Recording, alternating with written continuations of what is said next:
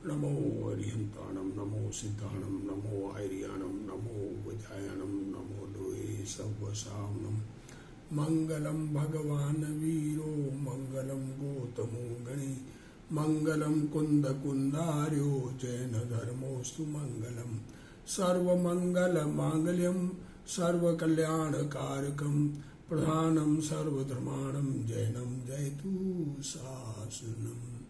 नमो तीर्थनायक ने नमो ओंकार नाद ने ओंकार संगड़ियो जैने नमो ते कुंद कुंद ने अहो उपकार जिन वरनो कुंदनो ध्वनि दिव्यनो जिन कुंद ध्वनि आप्या अहो ते गुरु कहाननु मंगलमय मंगल करण वीतराग विज्ञान नमोता ही जाते भय अरहंता आदि महान करि मंगल करियो महा ग्रंथ कर्ण को काज जाते मिले समाज सब पावे निज पद राज मिथ्या भाव अभाव ते जो प्रगटे निज भाव सो जयवंत रहो सदा यही मोक्ष उपाय सो निज भाव सदा सुखद अपनी करो प्रकाश जो भव विधि भव दुखन के करिए सत्तानाश।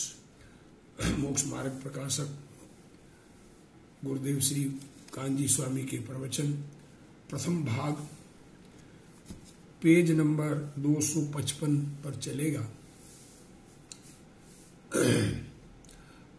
कषाय से मिथ्यात्व और कषाय से जीव के दुख बताए जा रहे हैं। खोटी मान्यता कि हम किसी का कुछ कर सकते हैं या पुण्य से धर्म होगा, खोटे देव शास्त्र गुरु की श्रद्धा बहुत दुख का कारण, और उस मिथ्यात्व का अभाव तो जीव करता नहीं और पदार्थों को बदलना चाहता है। अब पदार्थ तो अपने स्वरूप से रहते हैं और जो परिणमन उनका स्वतंत्र परिणमन है, किसी के अधीन किसी की परिणति नहीं है, ये बात कही। अब चारित्र मोह की बात कर रहे हैं तो चारित्र मोह में क्रोध की बात कर ली। क्रोध के कारण जीव दुनिया का बिगाड़ करना चाहता है, लोगों को मिटाना चाहता है, नष्ट करना चाहता है, और अगला नष्ट नहीं हो तो स्वयं नष्ट होने का प्रयत्न करता है, खुद को मारता है, खुद सुसाइड कर लेता है। यहां तक की बात क्रोध की।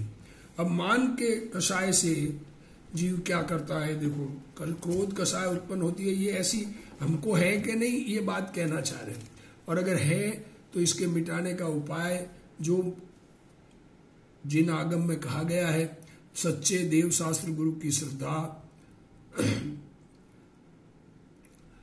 तत्व की श्रद्धा, स्वपर का भेद विज्ञान और आत्मा का अनुभव, ये चार बातों से सच्चा निर्णय करना, अपने स्वरूप का अनुभव, चार बातें समझकर सच्चा आत्मा का अनुभव होगा तो सच्चा होगा।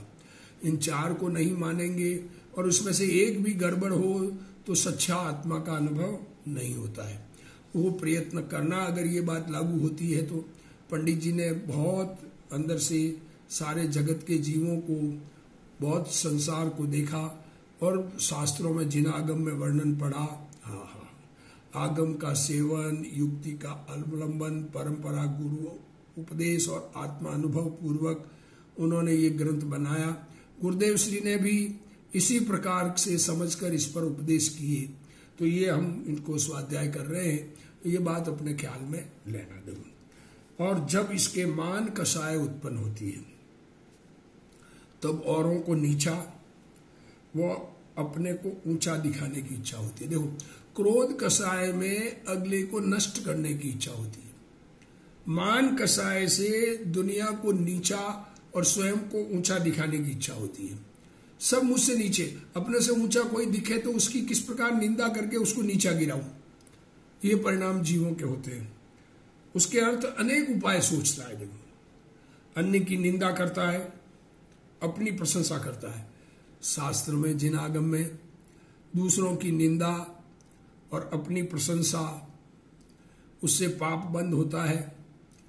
अपने दोष प्रकट करना, उससे अपने दोष मिटते हैं, और पर के दोष ढकना, उससे अपने में दोष नहीं आएंगे, ऐसा कहा गया है। पर हम करते उसका उल्टा है। मान कषाय से दूसरों के दोष प्रकट करते हैं और अपने गुणों का वर्णन करते हैं, तो ये गुणों का वर्णन करने से अपने गुण नष्ट होते हैं और अगले के दोष हमारे में आते हैं, क्योंकि जिसके दोषों के वर्णन कर रहे हैं वो दोष हमारे में प्रवेश करेंगे, ऐसा ख्याल में लेना। ये उल्टा काम हम कर रहे हैं, किससे? मान कषाय के वशीभूत होकर अनेक प्रकार से औरों की महिमा मिटाता है। किसी की महिमा हो रही हो, किसी की इज्जत बढ़ रही हो, समाज में किसी को वैल्यू दे रहे हो, किसी को माला पहना रहे हो स्टेज पर, तो उसकी महिमा किस प्रकार कमा रहे? ये माला पहन रहा है, इसके तो इतना तो कर्जा चढ़ा हुआ है, ये कर्ज का पैसा लाके किया, उसको माला पहना रहे, तुम्हें उसकी क्यों तकलीफ हो रही है? अपनी महिमा करता है, और हमने ऐसे ऐसे काम किए हैं।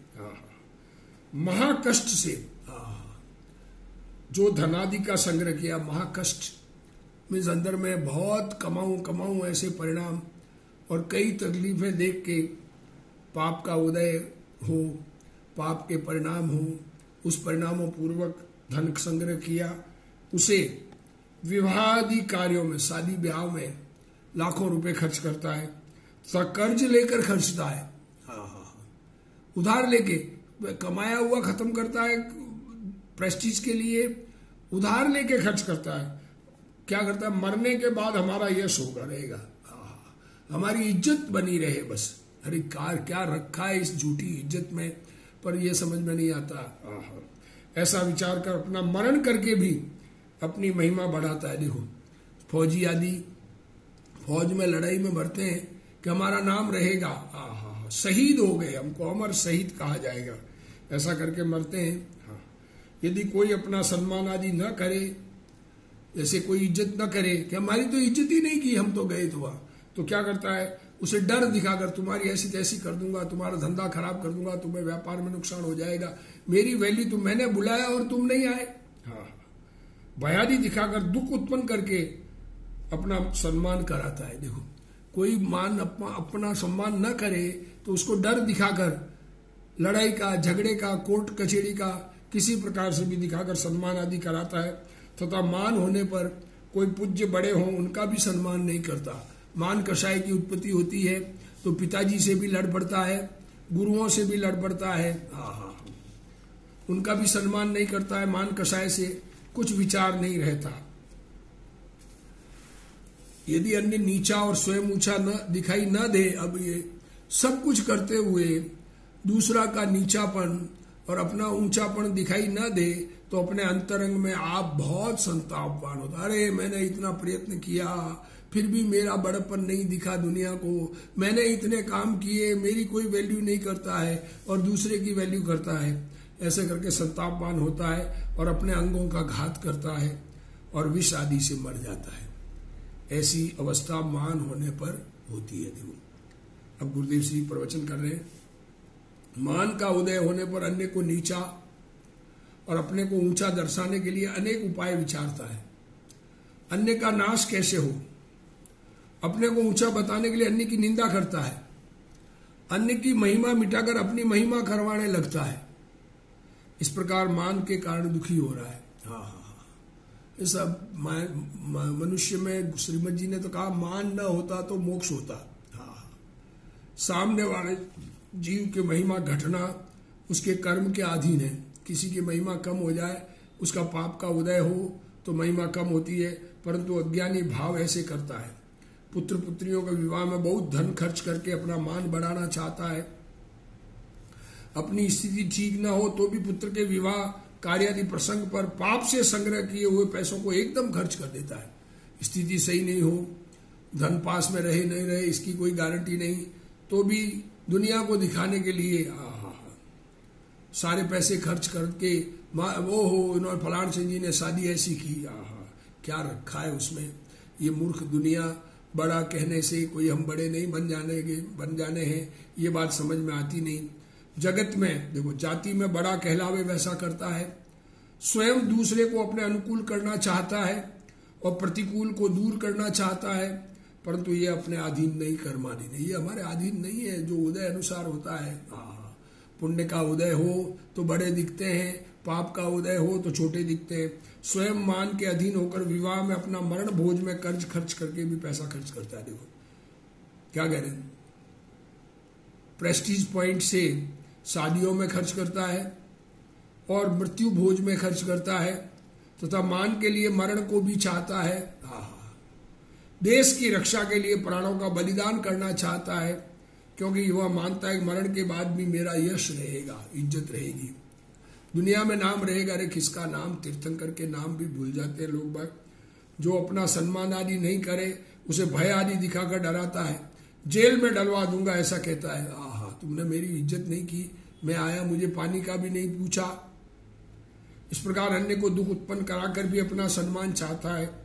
मैंने गांव में बहुत से सेवा के कार्य किए हैं, व्हाट्सएप में सब मैसेज सेवा के कार्यों के फोटो वगैरह।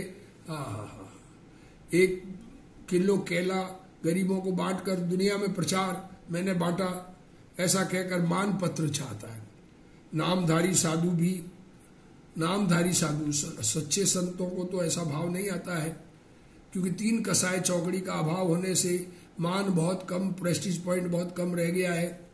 पर नामधारी साधु स्वयं के मान के लिए पहले से तैयारी करते हैं, ऐसा मानकर मान को पोषता है। मान का उदय होने पर कोई पूज्य हो, बड़े हों, उनके सन्मुख भी मान नहीं छोड़ता, तथा भगवान की प्रतिमा विराजमान हो वहां भी मान कषाय के द्वारा झगड़ा करता है। सभा में तथा बड़ों की हाजिरी में भी मान के लिए झगड़ा करता है। सच्चे देव शास्त्र गुरु की उपस्थिति हो तो भी उसे विवेक नहीं रहता।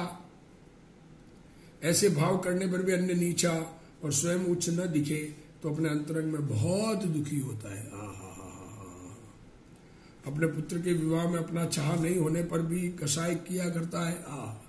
बेटे की शादी हो, अपनी इच्छा के अनुसार कुछ काम नहीं हो, पत्नी और बच्चे मन मर्जी से शादी का अरेंजमेंट कर रहे हों तो कसाय करता है। अपनी कुछ गिनती नहीं हुई ऐसा मानकर दुखी होता है। भाई बाहरी प्रतिष्ठा आदि में कुछ भी सुख नहीं है। बाहर में दुनिया बड़ा कहने से कहाँ सुख है। कोई बड़ा कहेगा, कोई मान दे देगा, कोई इज्जत दे देगा, उससे सुख हो जाएगा। समाधान करने में ही सुख है, परंतु इसे यह बात सूझती नहीं। घर में बहू की इच्छा चलती हो तो अज्ञानी सास, घर में बहू कहे वो कार्य हो जाए तो सास अज्ञानी है, मान के कारण दुखी होती है। अरे मुझे पूछते नहीं, तथा कोई छाती कूटते हैं, अंग घात करते हैं और जहर खाकर मर जाते हैं। इस प्रकार मान कसाय से उपरोक्त अवस्थाएं होती है। भाई ये सब प्रतिकूल अवस्थाएं तुझको बाधक नहीं है। देखो, कोई दुनिया में इज्जत न हो, कोई वैल्यू न करता हो, कोई बात करने वाला न हो। अरे अपना स्वरूप हमारे पास मौजूद है, इसमें एकाग्रता, उसमें रहो ना, उसमें कहाँ किसने बिगाड़ किया है। कोई दुनिया में बाधक नहीं है हमारे लिए, कोई नुकसान कारक नहीं है। अनुकूल अवस्थाएं मददगार नहीं और प्रतिकूल बाधक नहीं, ये समझ ले और अपना कल्याण कर सकता है। अब माया कषाय की बात करते हैं, कपट। तथा जब इसके माया कषाय उत्पन्न होती है तब छल द्वारा कार्य करने की इच्छा होती है कपट से। उसके अर्थ अनेक उपाय सोचता है, नाना प्रकार कपट के वचन कहता है। किसी प्रकार से सिनेमा में बहुत ये बताया जाता है, आके उसको ये कहना, उसको ये कहना, किसी को लड़ा देना। शरीर की कपट रूप अवस्था करता है, आंख से ऐसे इशारा, किसी को ऐसा कहना, इसको मैं ऐसे ही कह रहा हूँ, झूठ बोलना, सत्य बोलना, जैसे तैसे बाह्य वस्तुओं को अन्यथा बतलाता है। तथा जिनमें अपना मरण जाने ऐसे भी छल करता है। देखो, ऐसा छल करता है कि अगर प्रकट हो जाए तो फांसी हो जाए। कपट प्रकट होने पर स्वयं का बहुत बुरा हो, मरणाधिक हो, उनको भी नहीं गिनता। तथा माया होने पर किसी पूज्य व इष्ट का भी संबंध बने तो उनसे भी छल करता है। बड़े आ जाए उनको भी किसी प्रकार से भी वश में करने की कोशिश। कुछ विचार नहीं रहता। यदि छल द्वारा कार्य सिद्धि न हो तो स्वयं बहुत संतापवान होता है, अपने अंगों का घात करता है तथा विष आदि से मर जाता है। ऐसी अवस्था माया होने पर होती है। माया से कपटपूर्ण वचन बोलता है, कपट रूपी शरीर की अवस्था करता है। कोई जानता न हो ऐसी माया करता है। कपट करके अन्य वस्तु को अन्य प्रकार बनाता है। स्त्री पुत्र मकान आदि जैसे हो वैसे नहीं बताता। कपट में मरण होता हो तो भी कपट नहीं छोड़ता। पूज्य पुरुष से भी कपट करता है, सगे प्रियजन चीजें लेने भेजे, वहां भी कपट करता है। व्यापार में कुटिलता करके पैसा कमाना चाहता है। बड़ी पुत्री को बताकर सगाई की हो, किंतु माया करके छोटी अथवा काली पुत्री से विवाह कर देता है। ये पहले जमाने में ऐसा हो जाता था कि दिखाते बड़ी बेटी और फिर छोटी जो काली हो, कलुटी हो, या छोटी को दिखा के बड़ी से शादी कर देते हैं। ऐसे ऐसे प्रपंच माया के वश होकर जीव करता है। ज्ञानी को भी माया होती है, परंतु वह मर्यादित है। उसे पर पदार्थों में इष्ट निष्ठपना मानकर माया नहीं होती। थोड़ा बहुत कपट का भाव सुरक्षा के प्रयोजन से ज्ञानियों को भी होता है, अपनी भूमिका अनुसार होता है। मुनिराज के नहीं होता है, पर सामान्य रूप से थोड़ा बहुत अपनी धन की रक्षा के लिए, घर की रक्षा के लिए, परिवार की रक्षा के लिए, मंदिर धर्म की रक्षा के लिए, मंदिर की रक्षा, ऐसे भाव होते हैं। हालांकि वो कोई पुण्य है ऐसा नहीं कहना चाह रहे, पर ऐसे भाव होते हैं, पर आत्मा को भूल कर नहीं होते हैं। मर्यादित होते हैं, लिमिटेड होते हैं। चल करने पर भी अज्ञानी को कार्य सिद्ध न हो तो स्वयं बहुत दुखी होता है। अंगों का घात करता है तथा जहर भी खा लेता है। क्या कह रहे, इत्यादि अवस्था करता है। ऐसी अवस्था माया होने पर होती है। तथा लोभ कषाय की बात करते हैं अब लोभ से जब इसके लोभ कषाय उत्पन्न हो, तब इष्ट पदार्थ के लाभ की इच्छा होने पर अपने अर्थ अनेक, उसके अर्थ अनेक उपाय सोचता है। देखो, लोभ कषाय उत्पन्न होती है तो उस जो किसी पदार्थ को प्राप्त करने की इच्छा हो, किसी का मकान खरीदना हो, तो अगले को किसी प्रकार से भी मूर्ख बना के उससे मकान लेना है। बहुत उपाय करता है, उसके साधन रूप वचन बोलता है। ये कर सकता है, ये नहीं कहना चाहिए। इसमें ये अर्थ मत निकाल देना कि जीव ऐसा कर सकता है, क्योंकि जीव शरीर का काम नहीं कर सकता। ये बात दिमाग में अच्छी तरह से रखना। पर ऐसे परिणाम दुनिया में होते हैं और ऐसे कार्य होते हैं। परिणाम अनुसार बाहर में क्रिया आदि होती है। शरीर की अनेक चेष्टा करता है, बहुत कष्ट सहता है, सेवा करता है, विदेश गमन करता है, फॉरेन जाता है धन कमाने के लिए, जिसमें मरण होना जाने वह कार्य भी करता है। देखो, लोभ से, धन से डोरी पर चलते हैं, पतली गिर जाए तो नीचे बहुत बड़ी खाई, मरण हो जाए, ऐसे काम भी करता है। जिनमें बहुत दुख उत्पन्न हो ऐसे प्रारंभ करता है। तथा लोभ होने पर पूज्य व इष्ट का भी कार्य हो, वहां भी अपना प्रयोजन साधता है। कुछ विचार नहीं रहता। तथा जिस इष्ट वस्तु की प्राप्ति हुई है उसकी अनेक प्रकार से रक्षा करता है। प्राप्त हो गई, मकान बन गया तो फिर मकान की सुरक्षा का उपाय करता है। यदि इष्ट वस्तु की प्राप्ति न हो या इष्ट का वियोग हो तो स्वयं संतापवान होता है, अपने अंगों का घात करता है तथा विष आदि से मर जाता है। ऐसी अवस्था लोभ होने पर होती है। इस प्रकार कषायों से पीड़ित हुआ इन अवस्थाओं में प्रवर्तता है। आत्मा स्वभाव से आनंद कंद इष्ट है और विकारी परिणाम अनिष्ट है, ऐसा नहीं मानता। देखो क्या कह रहे, क्या नहीं मानता है कि आत्मा आनंद कंद है, ये आत्मा इष्ट है और राग अनिष्ट है। पर पदार्थ स्त्री पुत्र आदि को मिलाने के लिए अनेक उपाय विचारता है। लोभ से प्रेरित अनुकूल वचन बोलता है। अब किसी से धन लेना हो तो इस प्रकार बात करता है कि अगला धन दे दे। पदार्थों की प्राप्ति के लिए दीनता करता है। कितने ही भिखारी भिन्न भिन्न प्रकार से शरीर को बनाते हैं। भिखारी ऐसा हाथ कटा हुआ और ऐसा ऐसा नाटक करके भी बनाते हैं। किसी प्रकार से भी हाथ को ऐसे ऐसे हिलाएंगे जैसे लकवा हो गया हो और लोगों से पैसा लेना है। पैसे के लिए वेश करते हैं, ऐसा भेष पहनते हैं जिससे लोग धन देवे। बहुत कष्ट सहन करता है, देश देशांतर में जाता है, अन्य की सेवा चाकरी करता है। लोभ से पीड़ित होकर मरण होना जाने फिर भी लोभ नहीं छोड़ता। लोभ से मृत्यु दिखती हो तथा बहुत दुख हो ऐसे कार्यों का आरंभ करता है। ये पहाड़ों पर चढ़ना वगैरह, ऊंचा चढ़ना, साहब हम टॉप पर एवरेस्ट पर चढ़ के आए। तथा लोभी के बीच में इष्टजन आवे तो भी नहीं गिनता। सगे प्रियजनों के कार्य में भी बीच में रुपया खा जाता है। प्रियजन कोई सामान मंगावे तो खरीद के लावे, उसमें पैसा 5 रुपए में आया हो और 10 रुपया ले ले, अथवा सर्वार्थ साधन साधता है, लोभी को कुछ विचार ही नहीं रहता।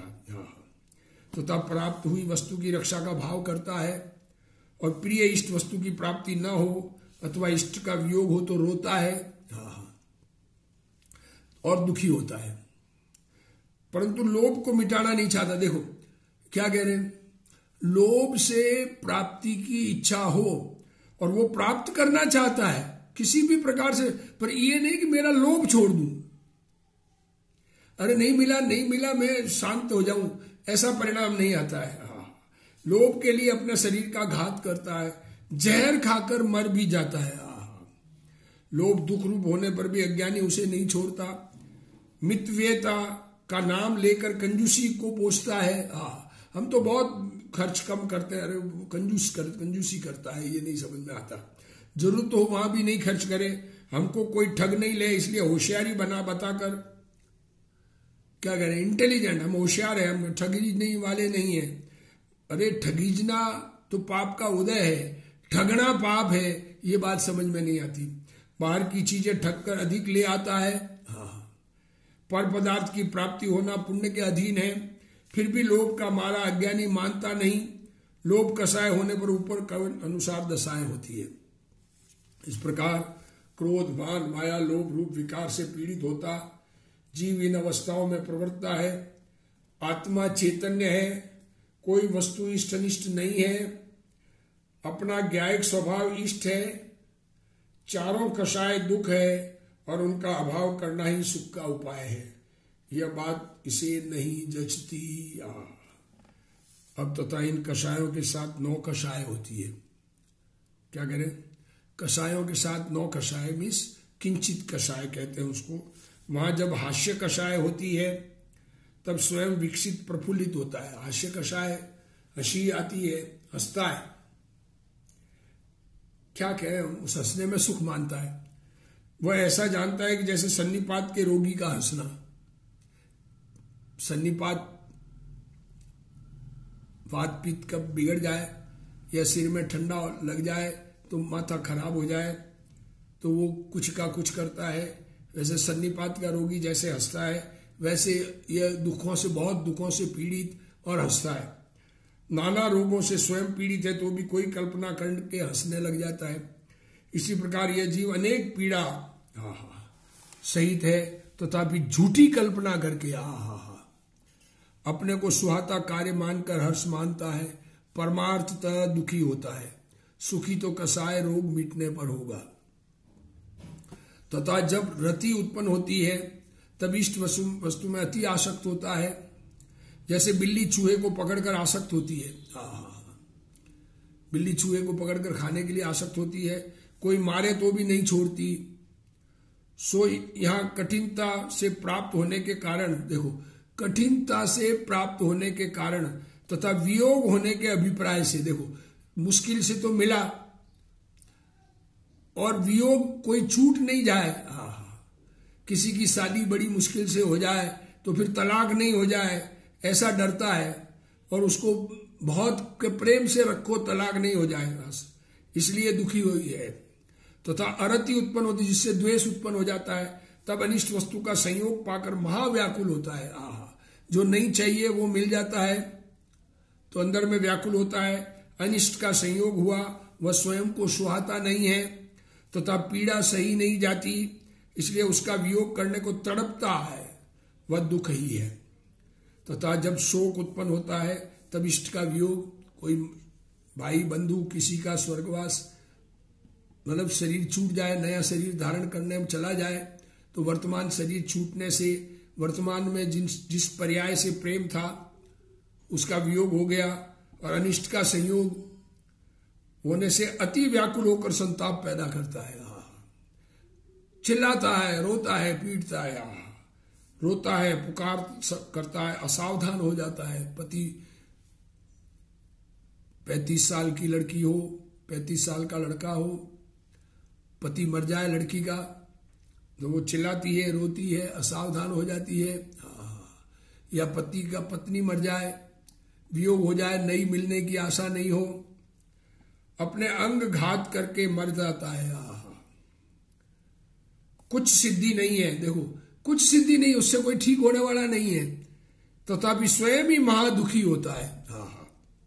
तथा जब भय उत्पन्न होता है तब किसी को इष्ट वियोग व अनिष्ट संयोग का कारण जानकर डरता है। कोई डर, जब भय कषाय उत्पन्न होती है डरता है, शेर आ गया सामने और शेर खा जाएगा, मर जाएंगे। अति विम्बल होता, भागता है, चिपता है, शिथिल हो जाता है, अरे अब तो गए, कष्ट होने के स्थान पर पहुंच जाता है। देखो लोग बाग ऐसे किसी का नाश करना हो तो ऐसा भी करते हैं, डरा के ऐसी जगह ले जाते हैं जहां से गिर के वो स्वयं मर जाए, वो मर जाता, दुख रूप ही है। तथा जब जुगुप्सा उत्पन्न होती है तब अनिष्ट वस्तु से घृणा करता है, उसका तो संयोग हुआ और यह घृणा करके भागना चाहता है या उसे दूर करना चाहता है। आपको किसी ऐसी जो कूड़े आदि की स्थान पर बैठा दिया जाए, वहां से हटने नहीं दिया जाए, तो ये तो भागना चाहता है वहां से, और खेद खिन्न होकर महादुख पाता है। जब नहीं भाग सकता है तो खेद खिन्न होकर महादुख पाता है।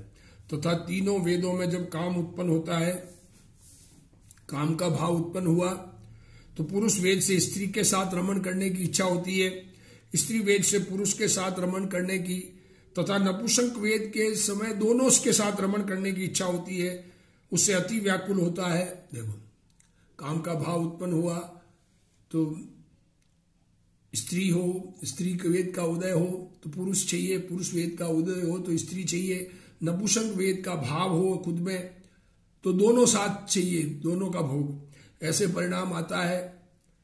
और अति व्याकुल होता है, नहीं मिले तब आताप उत्पन्न होता है, बुखार आ जाता है, निर्लज हो जाता है, देखता ही नहीं है बड़े वगैरह कौन है, छोटे बड़े, लज्जा खत्म हो जाती है। धन खर्च करता है, जो स्त्री चाहिए उसके लिए धन खर्च करके किसी प्रकार उस स्त्री को लाओ, अपयश को नहीं, दुनिया में बुरा होगा।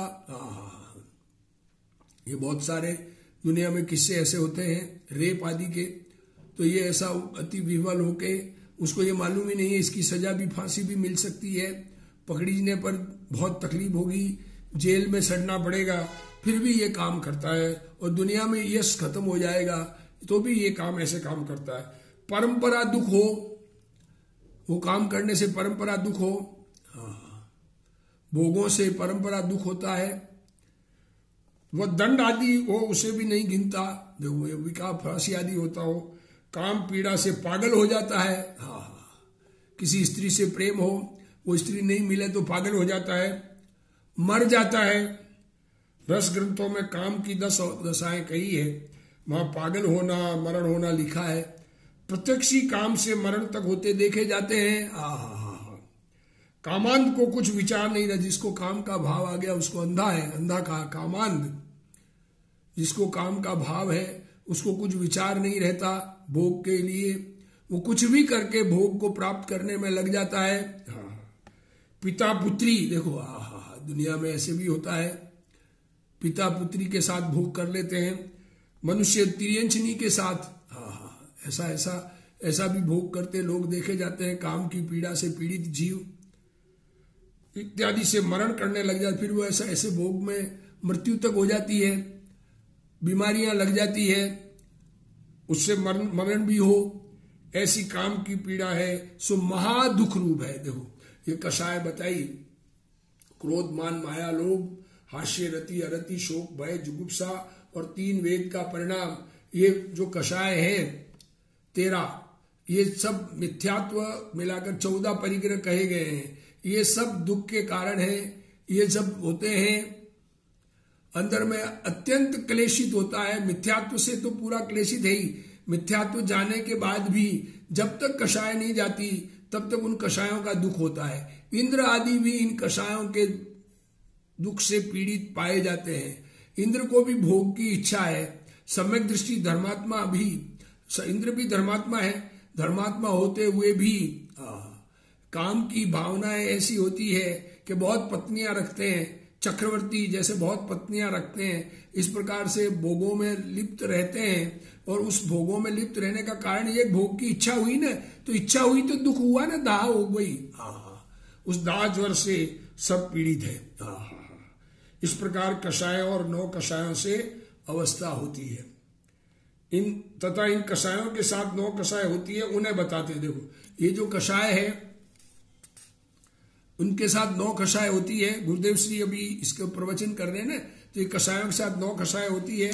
उसका 9 कषाय का स्वरूप गुरुदेव श्री अपने प्रवचन में बताएंगे। इसको हम अगले स्वाध्याय में पढ़ेंगे।